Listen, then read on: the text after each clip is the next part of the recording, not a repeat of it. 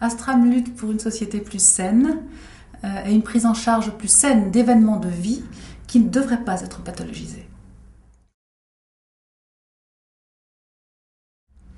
Astram est né il y a maintenant une bonne dizaine d'années pour aider des gens, des familles, des enfants qui vivent des ruptures de liens difficiles, des deuils d'un proche, des deuils de papa, des divorces difficiles, des maladies, des choses comme ça, à faire ce passage de manière naturelle, le plus naturel possible et en solidarité avec d'autres personnes, plutôt que de se retrouver embarqué dans des systèmes très pathologisants ou psychologisants. Parfois, on se rend compte qu'il est nécessaire d'avoir recours au médical parce que déjà quelque chose se passe ou d'avoir recours au psychiatrique. Souvent et dans la plupart des cas, c'est pas nécessaire. Et de pouvoir se retrouver ensemble et d'avoir une alternative qui va permettre en fait au groupe de travailler ensemble, aux gens de se retrouver et de comprendre ce qui est en train de se passer en eux, va les aider à traverser le passage et va les aider ensuite à revenir avec un plus de développement humain, un plus de créativité, d'envie de vivre, etc. Alors, si tu veux venir voir Estelle, tu peux, je vais expliquer. Alors, on a chacun vous donne la parole. Je reprends. Alors, le but idéal, il est réellement de proposer quelque chose et je dirais entre guillemets, de s'imposer comme alternative, c'est-à-dire de savoir qu'on peut s'en sortir autrement et que des ressources humaines et de solidarité sont largement suffisantes dans la plupart des cas. L'approche, elle est simple, elle est facile d'accès, on peut la répliquer très facilement, on l'a déjà répliquée plusieurs fois, et on peut l'adapter à différents types de ruptures de liens. Nous, on l'a adapté au deuil, au divorce.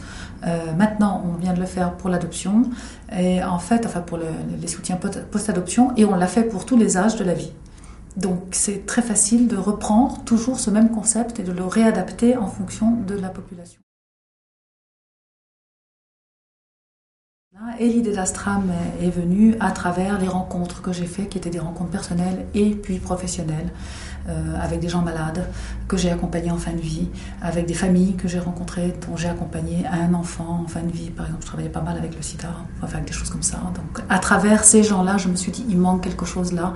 Les gens sont laissés à eux-mêmes, ils sont tout seuls, ils sont mal. Mes formations essentielles, c'est quand même la systémique et la thérapie brève, les thérapies brèves.